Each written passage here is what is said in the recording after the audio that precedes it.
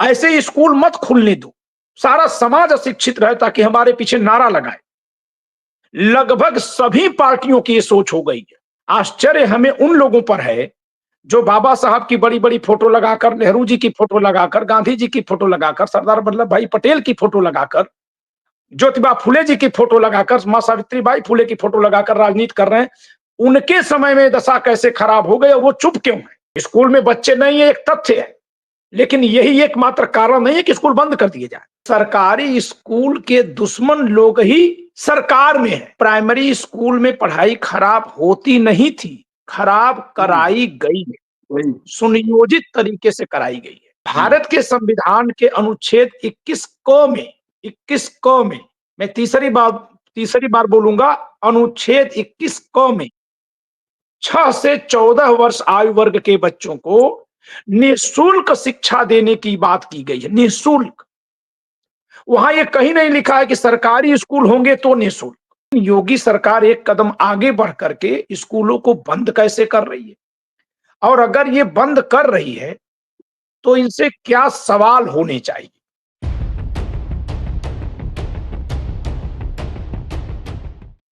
उत्तर प्रदेश में राम राज्य है। सुना जा रहा है कि जब पिछला कार्यकाल था योगी महाराज का, तो तकरीबन 20,000 स्कूल बंद हुए। इसकी पुष्टि मैं नहीं कर रहा, अभी सोशल मीडिया पे ये सुना जा रहा है। लेकिन हाल ही में अखबारों में खबर छपी है कि 27,000 स्कूल बंद होंगे। भारत विश्व गुरु बनने की लालसा भी रखता है, दावा भी करता है। क्या बगैर शिक्षा के विश्व गुरु बना जा सकता है? दुनिया में जीडीपी का जितना खर्च एजुकेशन पे होता है, क्या भारत 5 ट्रिलियन इकोनॉमी का दावा करता है, उतना बजट में शिक्षा के लिए दिया जाता है? अगर इस तरह से स्कूल बंद होते रहे, कॉलेज और विश्वविद्यालय, आईआईटी, आईआईएम महंगे होते रहे, तो इस देश के वंचित जमात का क्या होगा? खास तौर से दलितों का, आदिवासियों का, जिनके पास संसाधन नहीं है, वो कैसे शिक्षा प्राप्त करेंगे? गौतम बुद्ध से लेकर और अंबेडकर, तमाम दार्शनिकों ने शिक्षा के सवाल और विद्या अर्जन को बुनियादी जरूरत समझा। डॉक्टर अंबेडकर ने कहा, नॉलेज इज पावर, ज्ञान ही शक्ति है, किसी बुनियाद है। 1927 12 मार्च 1927 को जब बॉम्बे लेजिस्लेटिव काउंसिल में वो बोल रहे थे, उन्होंने कहा कि महोदय, शिक्षा ऐसी चीज है जो सभी को मिलनी चाहिए, सभी को सुलभ होनी चाहिए। और शिक्षा की रफ्तार जिस तरीके से अभी अभी इस सूए में है, लड़कियों को शिक्षित करने में 300 साल और लड़कों को शिक्षित करने में 40 साल लगेंगे। ये अम्बेडकर का स्टेटमेंट है। फुले साहब, उनके दर्शन के केंद्र बिंदु में भी शिक्षा है। कबीर, रैदास, सबके केंद्र बिंदु में शिक्षा है। डॉक्टर अंबेडकर ने खुद पीपुल्स एजुकेशन सोसाइटी बनाया था। जब वो इंग्लैंड गोलमेज सम्मेलन में गए थे, कई बार मैं आपको सुना चुका हूँ, ये रेपुटेशन है, लेकिन इट इज नेसेसरी रेपुटेशन, कि करीब 1327 पाउंड उन्होंने जमींदारों, नवाबों से चंदा लिया था बहिष्कृत हितकारिणी के लिए, दलित वर्ग संस्थान के लिए। उसके बाद जब सिद्धार्थ कॉलेज खुद खोलना था, उन्होंने सरकार से आग्रह किया था कि 6 लाख रुपए का हमें ऋण मुक्त जो है कर्ज दिया जाए, हम कॉलेज बनाना चाहते हैं। ये थे डॉक्टर अंबेडकर। बाबा साहब का नाम जोर जोर से लिया जाता है, बड़ी बड़ी मूर्तियां लगाई जाती है, और मोदी साहब ने यह भी कहा चुनाव के समय कि बाबा साहब भी आ जाएं तो ये संविधान नहीं बदल सकते हैं। आज चर्चा होगी उत्तर प्रदेश राम राज्य में शिक्षा के हाल पर, और विशेष रूप से 27,000 स्कूलों के संदर्भ। दोस्तों, रतनलाल बोल रहा हूँ और आप देख रहे हैं अम्बेडकर नामा। पंकज त्रिपाठी साहब हैं, एडवोकेट हैं, लिखते हैं भी हैं, पढ़ाते भी हैं, और अपना एक the logical Indian YouTube channel भी चलाते हैं। वो शानदार बातचीत करते हैं, जाकर उन पे इनको सुनिए। इनसे समझते हैं ये राम राज्य के राजधानी में रह रहे हैं, राम राज्य की राजधानी में। आधुनिक राजधानी लखनऊ है, पहले शायद कोट अनकोट अयोध्या रहा होगा। तो सुदामा लोग कहाँ जाएंगे? पहले तो दलितों की बात छोड़िए, सुदामा बाबा कहाँ पढ़ेंगे? सारे जितने आजादी के बाद अब तक, एक लाइन और बोल दूं मैं, जी। जितने बड़े बड़े लोग अभी आपको दिख रहे हैं, जितने ओहदों पर, बड़े बड़े वैज्ञानिक, vice chancellor, professor, intellectual, scientist, ये सब सरकारी स्कूल के ही उत्पाद थे और अब सरकारी स्कूल का ध्वस्तीकरण एक तरीके से हो रहा है। सुदामा कहाँ पढ़े? जी, पंकज जी। बहुत बहुत धन्यवाद सर, आपने बहुत अच्छा टॉपिक चुना है। और आगे बढ़ने से पहले मैं भी बता दूं कि मैं प्राइमरी का प्रोडक्ट हूं और हम मुझे लोग भी वही बहुत थे। गर्व, जी, मुझे बहुत गर्व है अपने विषय पर कि जिन विषयों का मैं अध्येता रहा हूं उनको आज भी मैं पढ़ा दूंगा, जिन स्कूलों में, जिन क्लासेस में मैंने पढ़ा है। यानी प्राइमरी स्कूल में पढ़ाई खराब होती नहीं थी, खराब कराई गई है, वही। सुनियोजित तरीके से कराई गई है।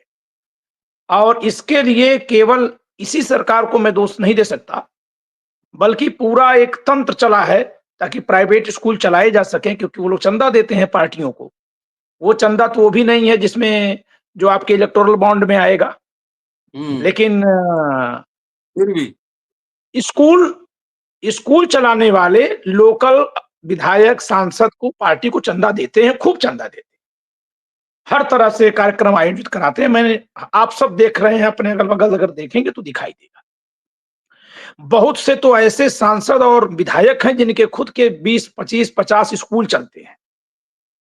तो एक तरह से अगर देखा जाए तो सरकारी स्कूल के दुश्मन लोग ही सरकार में हैं। मैं फिर से स्पष्ट कर दूं कि मैं केवल योगी सरकार की बात अभी नहीं कर रहा हूं, नहीं, नहीं, ये ठीक है, पीछे, ठीक है। जी। अब सवाल ये है कि लेकिन योगी सरकार एक कदम आगे बढ़ करके स्कूलों को बंद कैसे कर रही है, और अगर ये बंद कर रही है तो इनसे क्या सवाल होने चाहिए। हुँ, देखिए, सवाल अगर हम सरकार से करेंगे तो सरकार तो एक जवाब दे देगी कि यहां बच्चे ही नहीं आ रहे हैं, 50 से कम बच्चे हैं, तो इस नाते हम बंद कर रहे हैं, हम क्या करेंगे देखिए, स्कूल चलाकर उससे जब एक बच्चे ही। सवाल तो ये भी है कि हमारे गाँव में जब मैं स्टूडेंट था, तो करीब 300-400 बच्चे पढ़ते थे पूरे लोकेलिटी के। अब जी गाँव के स्कूल में 50 बच्चे क्यों पढ़ रहे हैं, इसकी ज़िम्मेदारी किसकी है, ये भी तो तय होगी ना? सर वो उसी भी मैं चल रहा हूं कि जी। अभी तो बहुत आसानी से वो जवाब दे देंगे, वो कहेंगे हम रोडवेज बस बंद कर रहे हैं, क्यों? क्योंकि सवारियां ही नहीं है, तो क्या करें। तो जो हुँ, प्रथम दृष्टिया देखेगा, बाहर से देखेगा, उसको लगेगा कि बात तो सही कह रहा, सवारी तो इसमें है ही नहीं। अब जब ये पूछा जाएगा भैया सवारी क्यों नहीं है, तो ये बस जो है, जहां 1 घंटे में प्राइवेट बसें जाती है, 2 घंटे में जाती है, ये बिगड़ जाती है। तो कारणों पर हमको चर्चा करना होगा, लेकिन कारणों हुँ, पर चर्चा करना भी सरकार का काम है। हम लोग चर्चा हुँ, करके क्या करेंगे? तो हमें सरकार से एक ऐसा सवाल कर देना है जिससे उनका सारा जवाब धराशायी हो जाए, और वो जवाब है भारत के संविधान में लिखा हुआ है। हुँ, भारत के संविधान के अनुच्छेद 21 क में मैं तीसरी बार बोलूंगा, अनुच्छेद 21 क में 6 से 14 वर्ष आयु वर्ग के बच्चों को निःशुल्क शिक्षा देने की बात की गई है, निःशुल्क। वहां ये कहीं नहीं लिखा है कि सरकारी स्कूल होंगे तो निःशुल्क। यह लिखा गया है कि राज्य का कर्तव्य होगा, राज्य का मतलब सरकारों का, चाहे वो राज्य सरकार हो, केंद्र सरकार हो, कि 6 वर्ष से 14 वर्ष आयु वर्ग के सभी बच्चों को निःशुल्क शिक्षा दी। और ये संविधान में जो प्रावधान जोड़ा गया है सन 2002 में 86वें संविधान संशोधन के जरिए जोड़ा गया। तो सवाल यह है कि 2002 में अटल बिहारी वाजपेयी जी जब ये कह रहे हैं, 2002 में अटल जी की सरकार है, और ये जो संशोधन हुआ है संविधान में, सभी पार्टियों ने ध्वनि मत से किया है, किसी ने विरोध नहीं किया था। तो एक तो योगी जी से सवाल होना चाहिए, चूंकि बीजेपी सरकार में है वो, कि भाई आपके पार्टी के पहले के लोग निःशुल्क शिक्षा देने की बात कर रहे थे सबको, हुँ, और आप निःशुल्क शिक्षा देने वाली मशीन को बंद कर रहे हैं। तो पहले उसको खारिज करिए, फिर संविधान में क्यों लिखे हैं? दूसरा, यही सवाल सभी पार्टियों से एक बार में हो जाना चाहिए कि जब हुँ, आप लोग संसद में बैठकर हुआ हुआ करके कानून बना देते हैं, तो केवल ऐसे ही इम्प्लीमेंट कानून करते हैं। बनाते हैं, इसके पालन का कोई इरादा भी होता है। मेरा सर इस पर स्पष्ट मानना है कि चाहे प्राइवेट स्कूल खुल रहे हैं तो हवा में नहीं खुल रहे हैं, लाइसेंस यही लोग दे रहे हैं, उनको हुँ, मान्यता यही लोग दे रहे हैं। जैसे आम आदमी क्या करता है, आम आदमी आपस में लड़ जाता है, जैसे अभी किसी व्यक्ति से कह दीजिए कि प्राइमरी में बच्चे नहीं हैं, तो कहेगा अरे मास्टर में जब अपने बच्चे को नहीं पढ़ा रहा था और कौन पढ़ाएँगे? यानी वो मास्टर और हुँ, अपने में लड़ गया। वो ये नहीं हुँ, हुँ, सोचेगा कि मास्टर साहब को भी पढ़ाने का तो मौका ही नहीं दिया जा रहा, दिन भर दूसरा काम कराया जा रहा है। मतलब और जो कारण है, जिस कारण से मास्टर साहब भी एक नागरिक होने के नाते नहीं पढ़ा रहे, ये जिम्मेदारी सरकार की है। लेकिन आम जनता क्या करती है कि वो अपने में ही एक-दूसरे पर डाल करके लड़ लेती है। तो बहुत बड़ी बात है ये कि जब सभी 6 वर्ष से 14 वर्ष के आयु वर्ग के बच्चों को निःशुल्क शिक्षा देनी थी, ये महात्मा ज्योतिबा फुले जी का भी स्वप्न था। वो कहते थे कि कक्षा 8 तक या न हो सके तो कम से कम 5 तक तो निःशुल्क शिक्षा हर बच्चे को अनिवार्य रूप से दी ही जानी चाहिए। मैं चलिए मान लिया कि जिस व्यक्ति को अपनी जीवन यापन बाल काट कर करना है और बाल काटना भी जरूरी चीज है, उसको हुँ, लिटरेचर पढ़ने की क्या जरूरत है? ऐसे तर्क आते हैं। लेकिन हुँ, यहां तो कक्षा 5 तक की पढ़ाई की बात हो रही है, हुँ, जो बेसिक एजुकेशन है, जो उसको कोई अगर वो क्रीम ला रहा है तो वो एक्सपायर डेटेड तो नहीं है, उसको पढ़ने के लिए भी उसकी उतनी शिक्षा चाहिए। तो आप बेसिक एजुकेशन अगर बंद कर देंगे तो यह देश जो है फिर से अंधेरी खोह में चला जाएगा। और ऐसा नहीं है कि शिक्षित लोगों की देश में जरूरत नहीं है। ये कहा जा रहा है कितने ज्यादा इंजीनियर बनकर क्या करेंगे, डॉक्टर बनकर क्या करेंगे। थोड़ी देर में सर इस पर बोलूंगा, फिर विषय पर तुरंत लौट जा रहा हूं। हुँ, क्या भारत में जितने चिकित्सक चाहिए उतने चिकित्सक हैं? नहीं है। एकदम, जितने क्या पुलिस भारत चाहिए, में जितनी पुलिस चाहिए उतनी पुलिस है? नहीं है। क्या भारत में जितने इंजीनियर्स सरकार चाहिए है। वो हैं?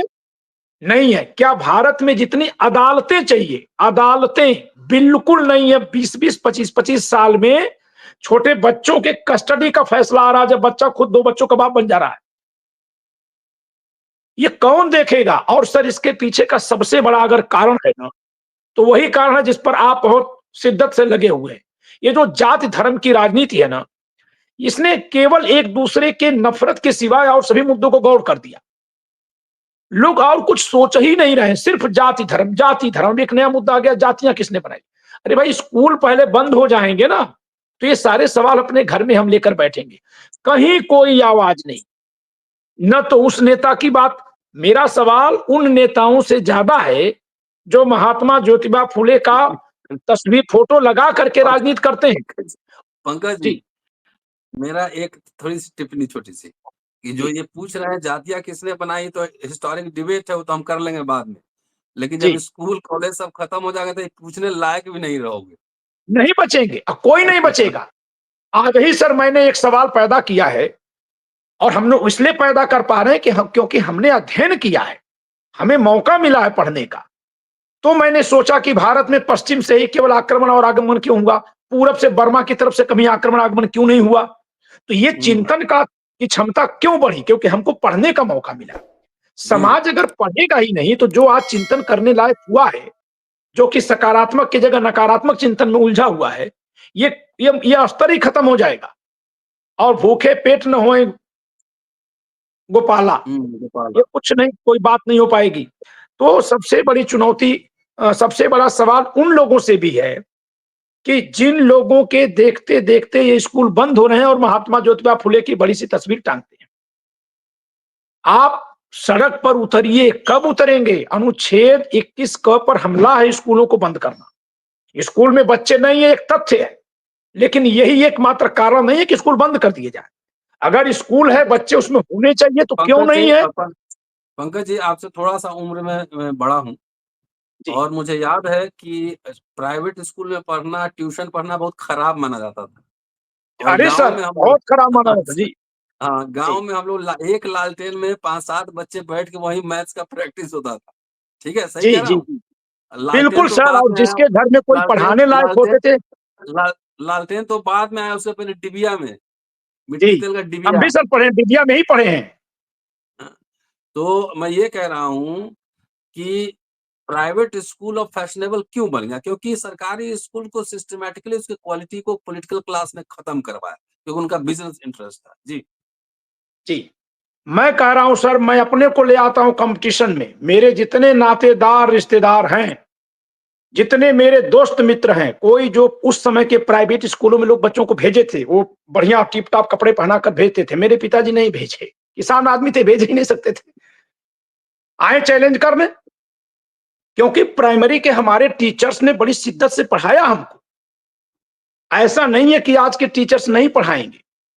अगर कोई हम करें कि फिर तो सब व्यवस्था ऐसे हो जाएगी, ये कोई बहाना नहीं है। और ये भी सच है कि हर तरह के कार्य रहेंगे और हर तरह के कार्य में लोगों की जरूरत रहेगी, लेकिन वो कौन होंगे जो उन कार्यों में जाएंगे? क्या केवल इस नाते कि वो गरीब व्यक्ति का बच्चा है, गरीब परिवार से है, इस नाते ही उसको मजदूर बनना है? हो सकता है कि वो बहुत मेधावी हो, उसको आगे आईएएस बनने का, इंजीनियर बनने का, वैज्ञानिक बनने का मौका मिले, और हो सकता है कि इस मौके से वो देश का बहुत बड़ा लाभ दे दे, लाभ कर दे। इस नाते स्कूलों को बंद करना तो समझिए कि किसी बरगद के पेड़ के नीचे से पानी की नलियां काटने जैसा है। क्यों कह रहे हैं हम तो बस पानी की नली बंद कर रहे हैं, हम पेड़ थोड़ी काट रहे हैं। अरे पेड़ सूख जाएगा। ये जो समाज इतना तेजी से बढ़ा है महज 70 साल में, जो 3000 साल से खो में था, इतना भेदभाव वाला देश, इतनी विषमताओं का समाज, लड़कियों के बाहर निकलने पर प्रतिबंध था, आज वो हवाई जहाज उड़ाने लगी, अंतरिक्ष में जाने लगी। तो ये शिक्षा को खोलने से हुआ था। तो मेरा सवाल फिर से है उन पार्टियों एक से। एक बात और मैं जोड़ दूं। जी अभी अबुल कलाम आजाद साहब का अभी बर्थडे है, आने वाले 11 तारीख को। जी ठीक है, वो पहले शिक्षा मंत्री थे और जी उन्होंने साइंटिफिक एजुकेशन को बढ़ावा दिया। उन्होंने मदरसों को नहीं, साइंटिफिक इंग्लिश एजुकेशन को बढ़ावा दिया। और आज मुसलमानों के खिलाफ लोग आग उगल रहे हैं, लेकिन उस एजुकेशन का सबसे ज्यादा फायदा लाभ हिंदुओं को हुआ और अपर कास्ट जी। हिंदुओं को हुआ। अरे कि सर आज ही तो सर मेरा सवाल सरकार में बैठी भाजपा से कम है, क्योंकि अगर हम्म गोलवलकर जी के विचार को हम देख लें तो कहते हैं कि सबको पढ़ाने की क्या जरूरत है। हम्म बढ़ई का काम जिसको करना अपने पिताजी को देखकर सीखा था, कोई गुरुकुल थोड़ी चलता था। और बर्तन बनाने वाला भी अपने पिता को देखकर सीख लेता था, पंडित का बच्चा भी पंडित को देख के पुरोहित ही सीख लेता था। स्कूल कॉलेज हम्म की जरूरत क्या है? गोलवलकर जी के विचार थे, और अगर उसी विचार पर आरएसएस आज भी है, तो उसी की गोद से निकली भाजपा उसी विचार पर चलेगी, तो हम उस पर बहुत आश्चर्य नहीं जताएंगे। आश्चर्य हमें उन लोगों पर है जो बाबा साहब की बड़ी बड़ी फोटो लगाकर, नेहरू जी की फोटो लगाकर, गांधी जी की फोटो लगाकर, सरदार वल्लभ भाई पटेल की फोटो लगाकर, ज्योतिबा फुले जी की फोटो लगाकर, मां सावित्रीबाई फुले की फोटो लगाकर राजनीति कर रहे हैं। उनके समय में दशा कैसे खराब हो गई और वो चुप क्यों है? ये उन्होंने तो प्राइवेट जी, दरअसल सर यही घाल-मेल हो रहा है ना। जो है कि हमको तो बंद करना हो तो करेगा, लेकिन हम्म जो खोलने वाला उसने क्या किया? हम कमजोर क्यों पड़ रहे हैं? क्योंकि हम जिस पर विश्वास कर रहे हैं कि ये खोलने वाला है, पता चल रहा है ये भी बंद ही करने वाला है। ये भी आगे पीछे से वहीं खड़ा है। तो आखिर जनता की इस बिलबिलाहट को, इस ऊर्जा को कोई सकारात्मक गति दे तो कौन दे? एक-एक लाइन आ गई है आलोचना की कि स्कूल नहीं बंद होंगे, तो सरकार ने भी उसी तरह से पकड़ा दिया कि हम स्कूल कहां बंद कर रहे हैं। मैं कह रहा हूं कि पार्टी के नेताओं का काम क्या है? जो सांसद विधायक के टिकट ले रहे हैं, इनका काम क्या है? ये लोग कम से कम अपने इलाकों में जाएं, घूमें, देखें, रिपोर्ट जारी करें, गांव में पूछें कि भैया अपने बच्चों को आप क्यों नहीं पढ़ा रहे हैं? ये इनका काम नहीं है। न ये तो ये तो हवाई चुनाव लड़के हवाई समाज जहाज या सेवक है ट्रेन ना। का हवाई जहाज ट्रेन का फ्री का टिकट लेना है, एमपी लैंड जी, में सर लेना इनको है। फ्री का हाँ, टिकट, फ्री का भोजन, फ्री का रहना-सहना सब दे दिया जाएगा। लेकिन एक काम तो करें, सांसदों को, विधायकों को जो फ्री में सब कुछ मिला था, वो इसीलिए मिला था कि ये किसी लाभ के लिए काम नहीं करते थे, ये समाज के लिए करते थे। तो कम से कम उनका खर्च न हो, कहां से लाएंगे? और उस समय के नेताओं ने किया, तभी ये देश गड्ढे में से इतना तेजी से ऊपर जंप किया। लेकिन अब के नेता ये जान गए हैं कि उनको तो जाति धर्म के झगड़े से वोट मिल जाएगा। और जब वोट ही मिल जाएगा, वोट ही पाकर सत्ता में बैठना या बार्गेनिंग करनी है। हम अब पढ़े तुमसे लिखे गठबंधन नेता कर भी रहे नहीं हैं। है। अंग्रेजी जी बोलने सर, वाले नेता कम है, अंग्रेजी बोलने वाले नेता कम है, पार्लियामेंट डिबेटर कम है। अब हाथ उठाने वाले ज्यादा हैं। कुछ नहीं, इनको तो पता भी नहीं है कि क्या कहा जा रहा है। अच्छा, पता कैसे रहेगा? बाहुबलियों को टिकट क्यों देती है पार्टी? जब बाहुबली को देगी तो स्कूल चलाएगा वो। उसको स्कूल से क्या मतलब? बाहुबली को इसलिए देते हैं कि ताकि वो अपने पर केस चलने से रुकवाने के लिए जी हुजूरी करेगा। आम जनता की नजर में बाहुबली है, लेकिन बड़े नेता के लिए उसका वो गुर्गा है एक तरह से। करप्ट लोगों को टिकट क्यों देते हैं? इसीलिए देते हैं ताकि वो जी हुजूरी करेगा, नहीं तो उस पर केस चल जाएगा। अदालतों में भर्ती क्यों नहीं होती है? क्योंकि अगर अदालतों में भर्ती हो जाएगी तो इन्हीं लोगों के तो केस है, इन्हीं लोगों के खिलाफ, ताकतवर के खिलाफ ही तो केस रहेंगे ना अदालतों में ज्यादातर। तो अगर अदालतों में ज्यादा जजों की संख्या भर दी जाएगी, आम जनता ये समझ रही है कि सुप्रीम कोर्ट हाई कोर्ट नहीं कर रहा है, आम जनता जजों से लड़ रही है, जबकि ये काम सरकारों का है। बजट देना सरकार का काम है, जज की वैकेंसी निकालना सरकार का काम है। 1973 में सीआरपीसी बनी थी, जो बदल दी गई, ये भी बीएनएसएस हुआ है 1973 में, इंदिरा जी के समय में। उसमें सिस्टम बनाया गया था कि क्रिमिनल कोर्ट्स अलग होंगे और सिविल कोर्ट्स अलग होंगे। जरूरत पड़ने पर सिविल जजों से क्रिमिनल कोर्ट्स का काम लिया जा सकेगा, जरूरत पड़ने पर। लेकिन सर एक सच्चाई बताएं, अपने सभी प्रदेशों में, पूरे भारत में जुडिशियल मजिस्ट्रेट की वैकेंसी आती ही नहीं है। वैकेंसी आती है सिविल जज जूनियर डिवीजन, उत्तर प्रदेश में और मध्य प्रदेश वगैरह में सिविल जज जूनियर डिवीजन, ये वैकेंसी आती है। उन्हीं जजों की भर्ती होती है, फिर उन्हीं को एक लेटर पकड़ा दिया जाता है कि आपको जरूरत पड़ने पर जुडिशियल मजिस्ट्रेट का भी काम करना, नहीं क्रिमिनल फील्ड के भी जज का काम करना है। और फिर एक उन्हीं में से आधा बांट के इधर आधा इधर रख दिया जाता है। कभी इस पर वकील लोग भी हड़ताल नहीं करते, पार्टियां तो कोई चर्चा नहीं करती। ये क्यों है? इसके पीछे सोची समझी साजिश है। क्योंकि अन्याय कौन करेगा? कमजोर आदमी करेगा कि ताकतवर आदमी करेगा? एकदम मामूली तौर से समझ लिया जाए। 95%, मैं 5% छोड़ दिया क्योंकि कहीं कोई ताकतवर भी कार में जा रहा है, वहां कोई लोकल कहीं गरीब भी उसको पीट दिया या चोरी कर लिया, मान लिया कि गरीब भी कर लेंगे ना। नॉर्मली ताकतवर व्यक्ति अपराध करेगा, अन्याय करेगा, अपराध नहीं अन्याय करेगा। अब अगर कोर्ट सही से काम करेंगी तो सजा किसको हो जाएगी? ताकतवर को, तुलनात्मक रूप से ताकतवर। जमीन किसी की कौन कब्जा करता है? उससे कमजोर कि उससे ताकतवर? ऑब्वियसली ताकतवर करता है। तो अगर अदालतें तेज काम करेंगी तो जो ताकतवर हैं उन्हीं के खिलाफ न्याय होगा। वो न्याय न हो सके और कोई कह भी न सके कि जुगाड़ लगा के काम खराब, न्याय खराब करा रहा है, इस नाते न्याय होने ही मत दो, पूरे देश में न्याय मत होने दो।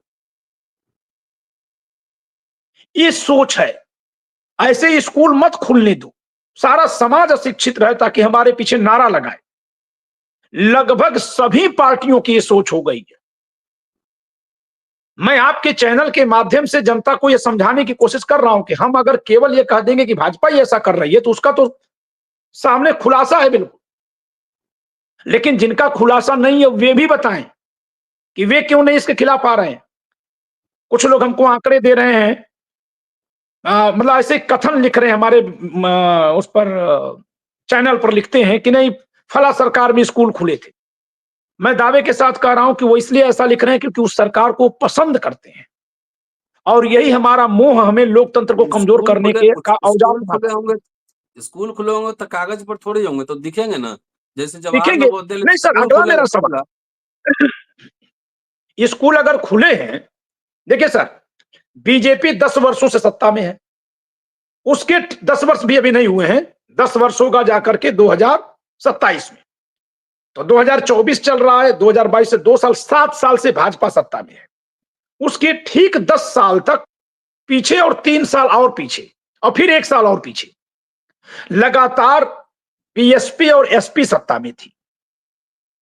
2002 से 2003 मायावती जी थी, 2003 से 2007 मुलायम सिंह यादव जी थे, 2007 से 2012 फिर मायावती जी थी, 2012 से 2017 अखिलेश यादव जी थे।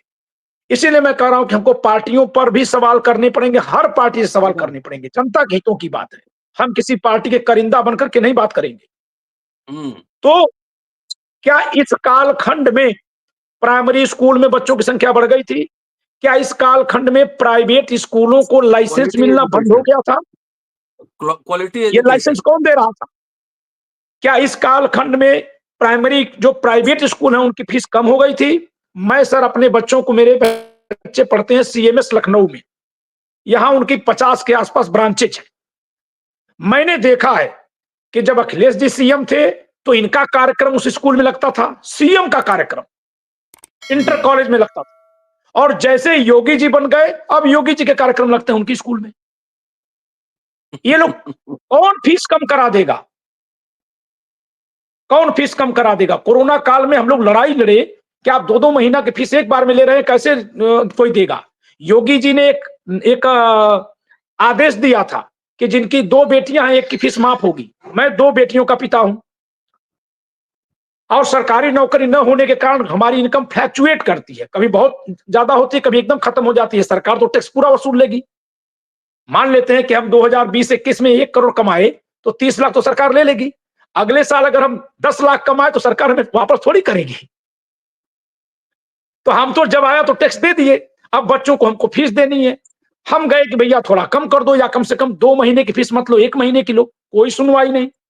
अन्याय इस कदर है स्कूलों में, प्राइवेट स्कूलों में, कि ये लोग मार्च से फरवरी का बैच चलाते हैं, सत्र चलता है मार्च से फरवरी, जैसे मार्च 2024 से फरवरी 2025।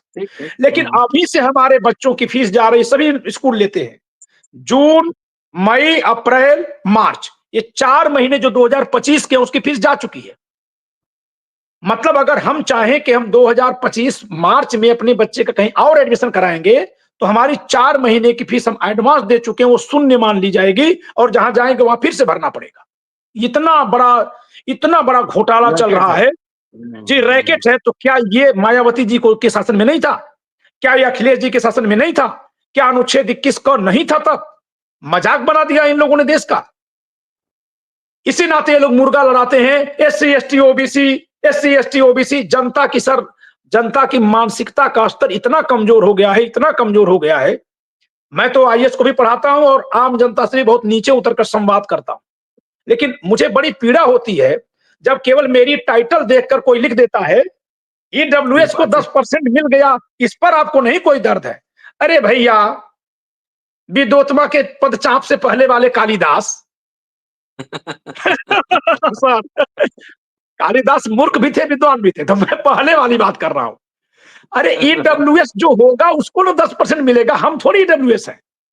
हमारे बाप दादा किसान, पिताजी किसान, हम भी किसानी किए, लेकिन अपने से हमने अपने को बढ़ाया, जो ज्ञान लिया उसी से पढ़ाया, हमको धन मिला, आज हम ईडब्ल्यूएस से बहुत ऊपर है। तो हमारे बच्चे को तो भी 10% कट गया, लेकिन केवल जात देख लेंगे तो सोचेंगे कि ये इनको मिल रहा। एक लेवल के बाद वो भी खत्म होगा। वो सर सब खत्म करना, ये तो ईडब्ल्यूएस इसलिए दे दिया गया ताकि जनता आपस में लड़े। चलिए पंकज जी, आते हैं बेसिक सवाल पर जी। बहुत लोग चाहते हैं कि एकदम वर्ण व्यवस्था के हिसाब से शिक्षा रहे, जैसा कि आपने पहले मुझे कहा।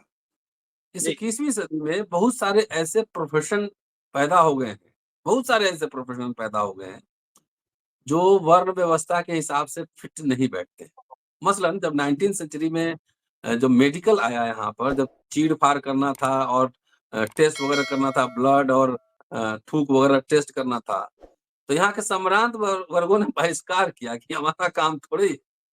जब सिनेमा आया तो वहाँ तवायफे, पहले तो शुरू में मर्द ही जी, औरत की तबादले हैं। भूमिका निभाते थे, बाद में तवायफे जो थी वो आई। लेकिन जब उसमें पैसा पंप हो गया, जब बहुत सारा पैसा पंप हो गया, तो बड़े-बड़े लोग उसमें घुस गए, बाकी सबके लिए दरवाजा बंद कर दिया। तो जब वर्ण व्यवस्था के हिसाब से होगा, तो महिलाएँ क कहाँ पढ़ना चाहिए? बहुत सारे ऐसे प्रोफ़ेशन है जो फिट नहीं होना चाहिए। अब क्षत्रियों को क्या पढ़ने की ज़रूरत? सारा राजपाट उनका होगा, ब्राह्मण पुरोहित रहेंगे, ब्राह्मण सिर्फ पढ़ेंगे यूनिवर्सिटी में, कॉलेज में।